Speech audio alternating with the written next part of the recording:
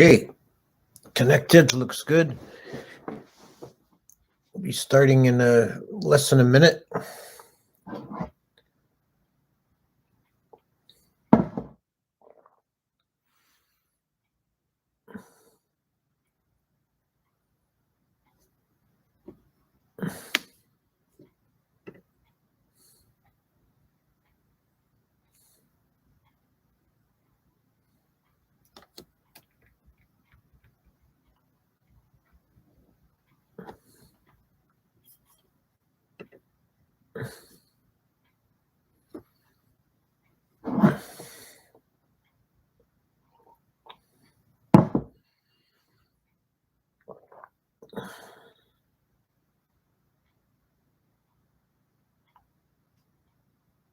Okay. Namo tassa bhagavato arahato sama sambuddhassa. Namo tassa bhagavato arahato sama sambuddhassa. Namo tassa bhagavato arahato sama sambuddhassa. Okay. Hello, everybody. I'm doing a series now on the jhanas. Last week I did a general overview, and I'm approaching it a bit from a bit of an unusual angle. It's a little different way of thinking about things. I want to go through the 5 nivaranas and the 5 jataka factors because they are paired. They each each jhana factor overcomes one of the nivaranas. The nivaranas are the 5 hindrances. They're states of mind that lead us astray and prevent us from settling into deep samadhi. Once the nivaranas are made quiescent, when they're not bothering the mind will naturally progress, easily and naturally progress in samadhi. It's like you have one or the other. You're either stuck in the running around in the nivaranas, or you're deepening your samadhi and going into jhana. It's a natural kind of progression of the mind to settle into that deeper samadhi when it's not distracted by the nivaranas. So I like to think of samadhi and jhana as natural states of mind that we prevent or suppress by being engaged in the nivaranas. The nivaranas are sensual desire, ill will, sloth and torpor, restlessness, and doubt. And the jhana factors are 5 in number, and they become progressively refined and subtle and simpler as one goes through the jhanas. So the first jhana is marked by 5 factors: Vitakka and vichara, applied and sustained thought; piti and sukha, rapture and bliss; and ekaggata, or unification of mind. So that's a very quick overview and summary of the theme of the nivaranas and the jhana factors. And I'm going to go through the list in the order of the jhana factors. So today's talk will be about the hindrance of sloth and torpor, which is particularly overcome by the jhana factor of vitakka.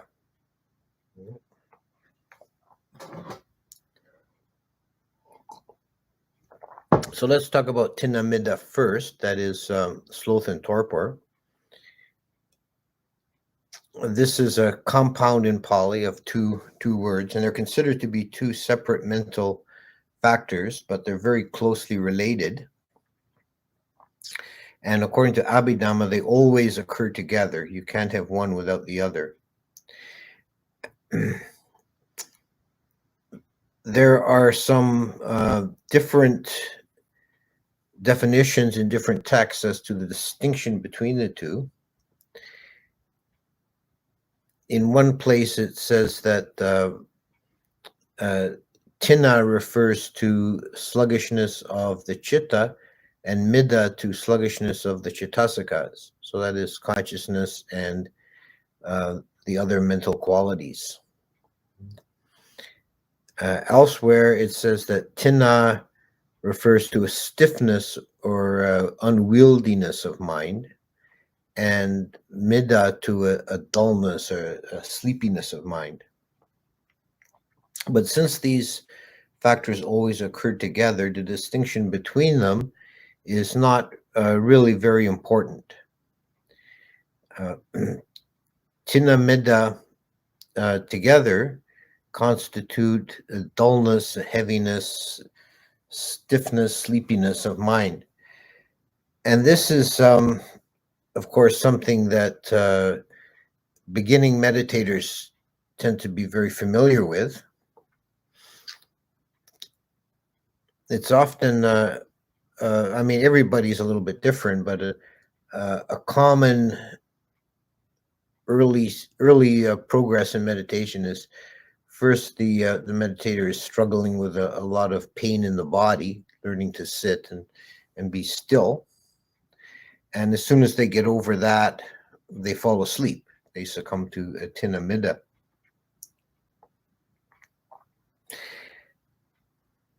It comes in degrees. You can just be a little dull, not quite up to peak brightness, peak clarity, or you can go all the way into falling asleep. Well, and it's not to be confused with tiredness. An arahant does not experience Thīna Middha at all, but they can still become physically tired and they still sleep. So physical tiredness and sleepiness caused by that is not sloth and torpor. Sloth and torpor is a purely mental defilement of falling into those dull states of mind.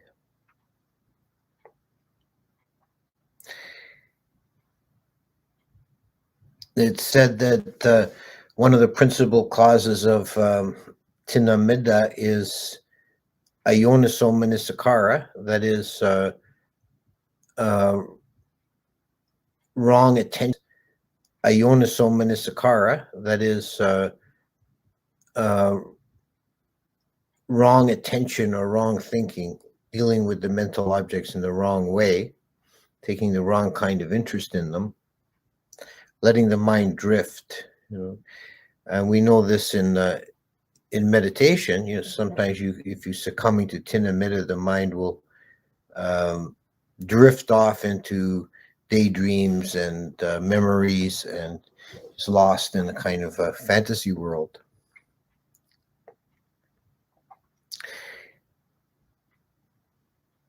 The texts also particularly highlight the danger of overeating as a cause of Thīna Middha, and the Buddha spoke about this directly, saying that one who belly is overfull will seek out a soft bed and succumb to sleepiness. So Ajahn Chah used to say that the right amount of eating is to stop 5 mouthfuls before you're full.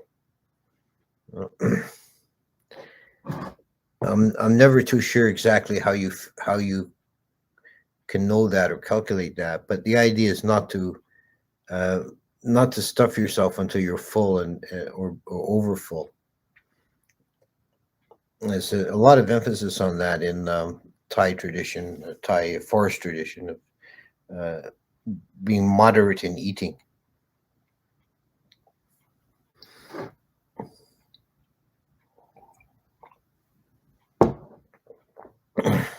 In terms of purely mental development or states of mind.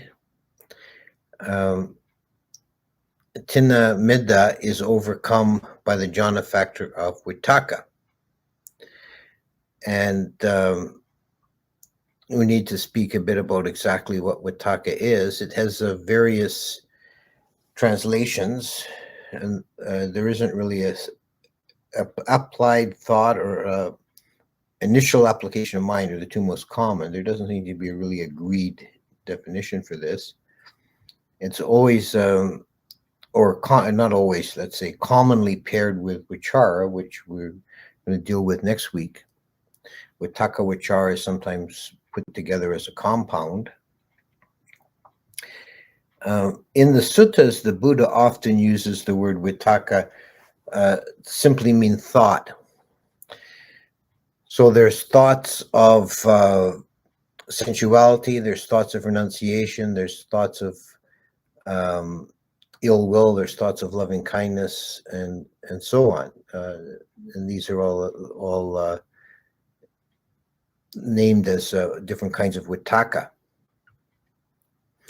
When we get to the later texts like the Abhidhamma and the Visuddhimagga, they're more precise in talking about defining the terms. And vitakka is considered to be the mental faculty of leading the mind to an object or bringing the mind to an object. So this is where the idea of striking the object comes in, whereas vichara is holding attention, sustained attention on the object. So the common analogy is striking a bell or a gong. When you strike the gong, the initial striking with the stick is like vitakka, and then the sustained tone that issues from the gong that may persist for some time is vichara. And that particular analogy is a good one to apply apply to meditation. Vitakka is considered the coarser of the two, and vichara is the more subtle and refined. And one should try and move from vitakka, deepening the practice into vichara as much as possible. But when the mind is not on the object, you need to have that initial push and striking of the mind onto the object.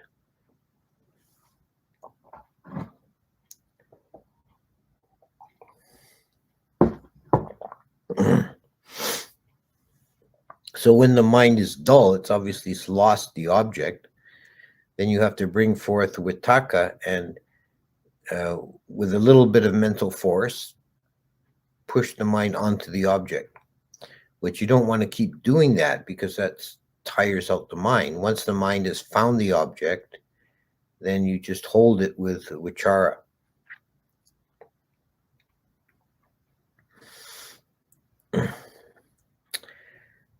You can think of vitakka vichara together as mental states that are whose function is manipulating the sankharas.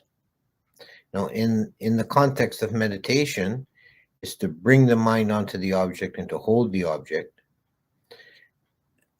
In the context of ordinary mind or daily mind, vitakka and vichara manipulate the sankharas, allowing for cognitive thought and speech. They originate with vitakka vichara. So we see that in second jhana, where vitakka and vichara are absent, there is no cognitive thought.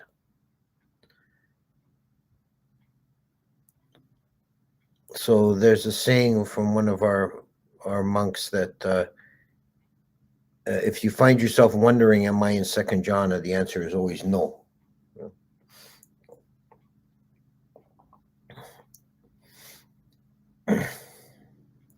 And when Vitakka is present at that moment, there cannot be Thīna Middha.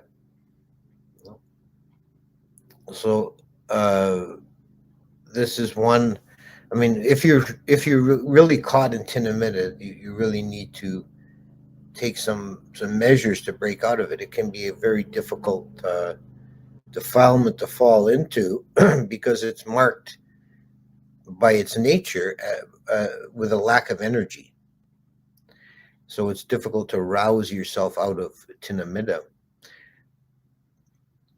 There's a number of things you can do. You want to brighten the mind and sharpen the faculties. So meditating with eyes open, letting light in, doing more walking meditation, walking more briskly. Or if it's very persistent, stop and splash the face with cold water, or go outside and look at the stars. These are all things particularly recommended by the Buddha.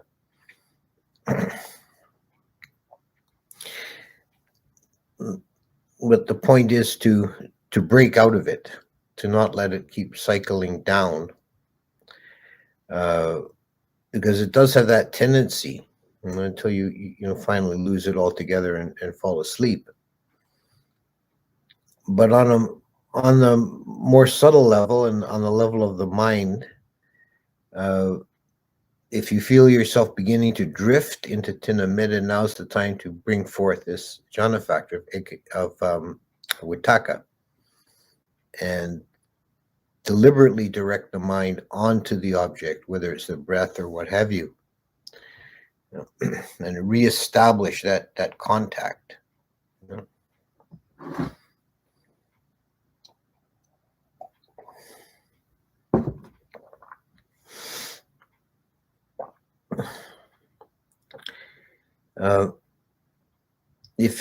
If there's a feeling of boredom, that's a sign of Thīna Middha. There's the mind stream is not energized enough to take an interest. So this is also where Vitakka is useful, because you're doing something actively with the mind, bringing forth this interest in the object.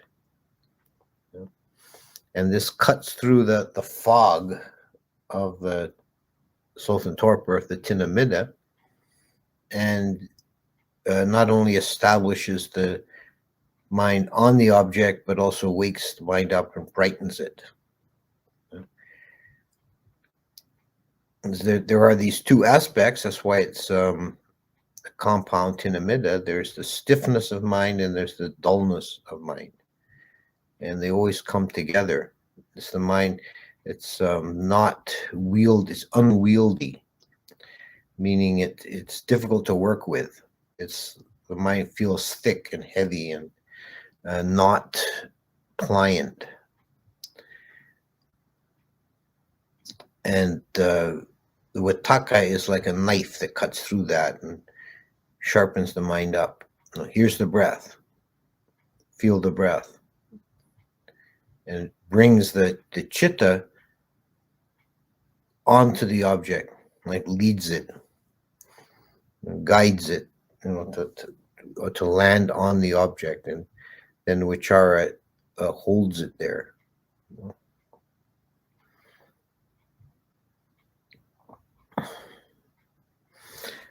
So I'll stop there and answer questions.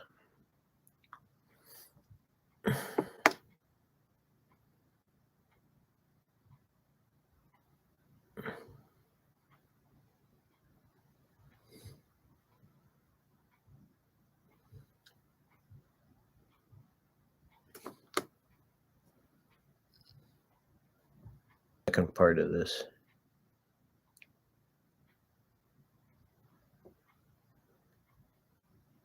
While I'm waiting for that to load, I could say that it could be possible to experience meditative states in a lucid dream. I think it would depend to a large degree on the degree of lucidity. Okay, then the commenter goes on. everything got so bright. I was filled with so much happiness, and it lasted for weeks. I'm not sure if you mean real weeks or dream time weeks, but yeah, that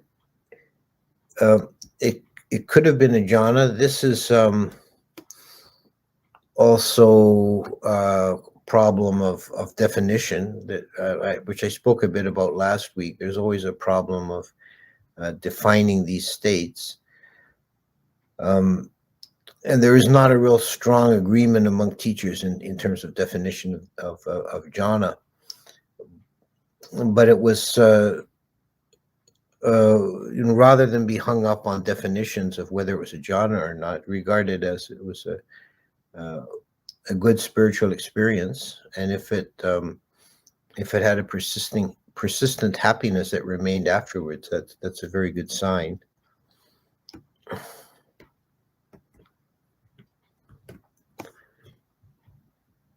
Is existence nothing but a hologram? No, I don't really relate to that. We don't really know what existence is, but it seems like calling it a hologram sort of seems like it's just using a kind of a trendy technological term to describe the complex reality. When should one switch to piti as a meditation object, and does one use vitakka to bring up the piti when it fades? There are different schools of thought on that. I myself don't recommend deliberately switching to the piti, but try to remain anchored to the breath and feel the piti, allow the piti to flow. You're aware of it, but you still remain anchored to the breath. I know there are other teachers who say one should focus on the piti and bring it in, use that as an object.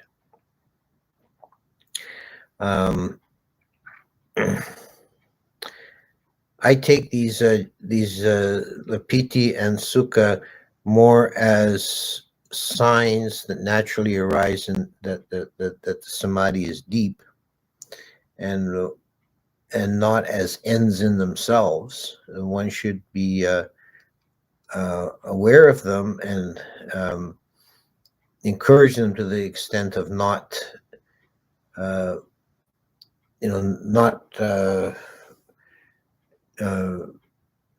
not hindering them, letting them flow, and that will carry you, into deeper states of samadhi. And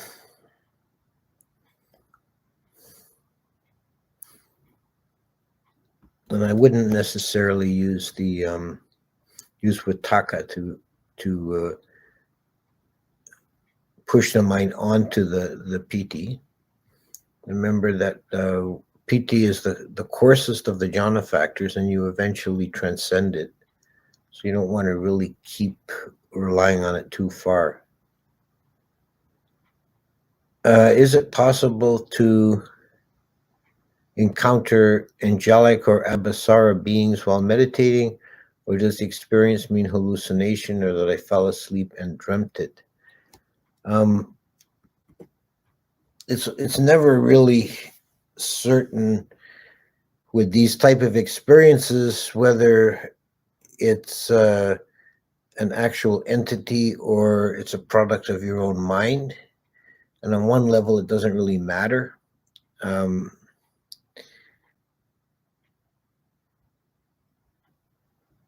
It's the kind of thing that arises in the mind. One can become obsessed with it, and it's becomes a hindrance to meditation of seeking out flashy experiences. One thing that happens as samadhi deepens naturally is that the faculty of visualization increases, and this can be a bit of a trap because the meditator can summon up all kinds of very amazing imagery. It can even seem very spiritual, Dharma related. But if you remain fascinated with it, your meditation won't deepen any further beyond that point. It's not something to be particularly encouraged. It's just to recognize it as a sign that the samadhi is deepening, and treat it as any other object and let it go.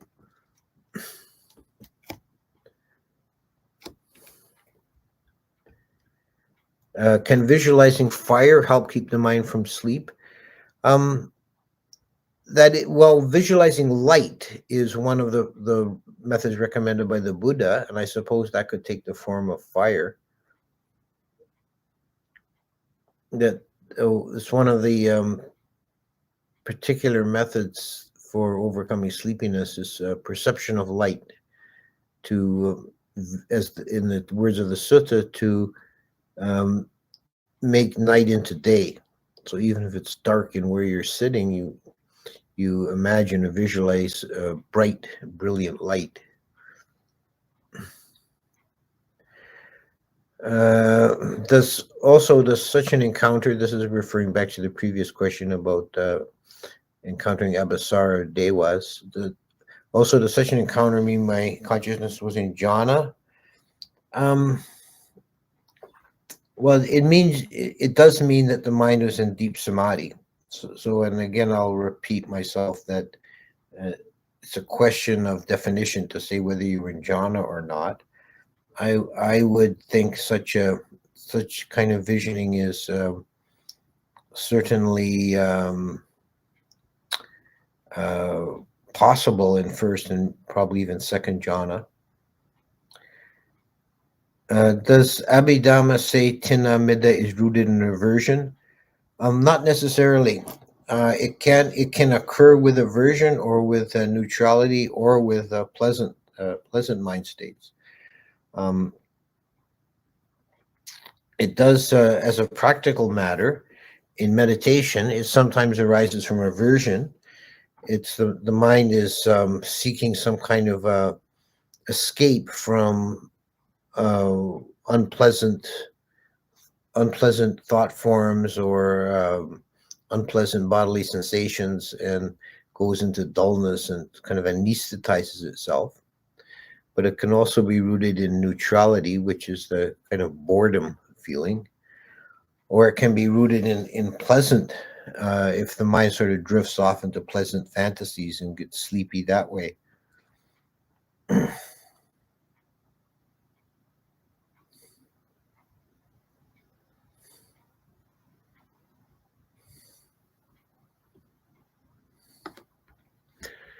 Does the experience of access neighborhood look like sparkles as opposed to solid light or vivid color?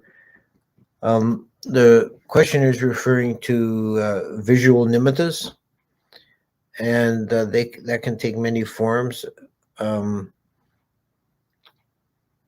That's a whole huge topic to talk about visual nimittas, or signs that arise in meditation. The Visuddhimagga method is, once the visual nimitta arises, which can occur in a variety of forms, something like a disc or a star or a point of light, a jewel, the mind of the meditator brings up this nimitta, means a created object, something created or made by the mind. And the Visuddhimagga recommends that the meditator should then drop meditation on the breath and turn to focusing on the nimitta. The Vimuttimagga takes a different view and downplays the role of the nimitta. And I think many of our modern teachers lean that way more. It seems to be a common experience that most people don't do well by going onto the nimitta. You have to have a very strong faculty of visualization. And I think the best advice when a nimitta arises is to attempt to give it a try, attempt to focus on it. But if it fades in and out or keeps changing, or you can't stabilize it, then it's not worth pursuing. Give it a done to see if you can do it. And if not, go back to the breath and disregard the nimitta. And you'll get the actual proper nimitta for breath meditation is tactile, because the sensation is tactile. And it's described in the Vimuttimagga as a feeling at the nose tip, like you have a ball of cotton wool and you're pressing it lightly on the nose. So it's a steady sensation. You just are aware of the sense of touch at the nose. And the sense of the breath as a moving object fades very, very much in the background, and there's just a steady sensation of touch at the nose tip. And that's the tactile nimitta that will that can carry you all the way through the jhanas.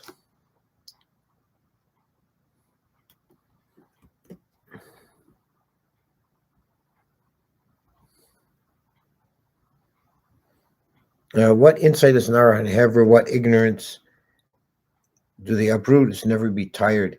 No, that's not quite right. An arahant can be tired, like if he goes many hours without sleep, or if he walks a long distance. They can become tired from physical causes and feel tiredness and even sleepiness. But that's different than Thīna Middha. Thīna Middha is a defilement of mind. It's not a state that is caused by external factors. It's you kind of bring it up yourself internally. So that's what the arahant is free from.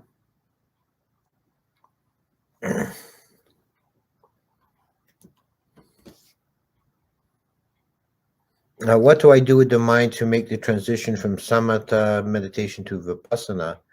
The key difference between samatha and vipassana is how you deal with the objects of consciousness. In samatha meditation, you start with an arbitrarily chosen object, meaning, you sit down, I'm going to meditate on the breath, or I'm going to meditate on metta, or whatever it might be. And that object is your point of interest in the meditation. And anything else that arises, which it will, particularly initially, there'll be thoughts and sensations in the body, so forth. You disregard them. You have to learn the skill of non-attention, not letting the mind pay any attention to anything other than the chosen object. That's quite different in vipassana. When these things arise, they become the correct and proper object for one moment. So it's like a moving target. It's a more difficult meditation because you don't want to get caught in any object. You want to just be aware of each object as it arises. So when in vipassana done properly, there actually is no such thing as a distraction. There's just a variation of objects. So the difference is from non-attention to momentary attention. And it's a subtle difference, but it's very important and very clear.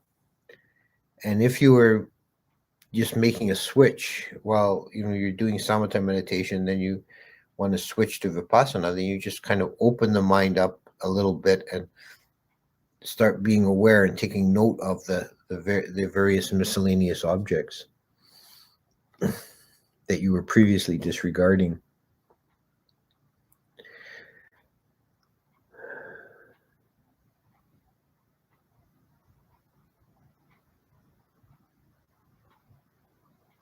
Okay.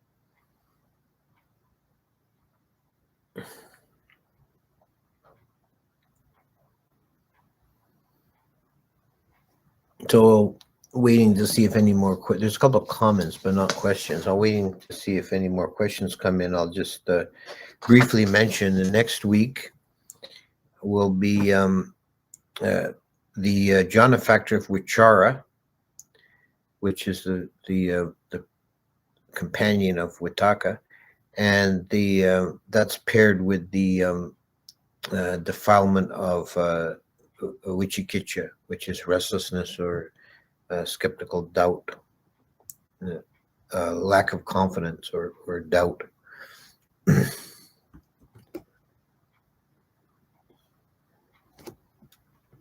Okay, it seems like probably natural place to stop. I'm not seeing any more questions, so that's good.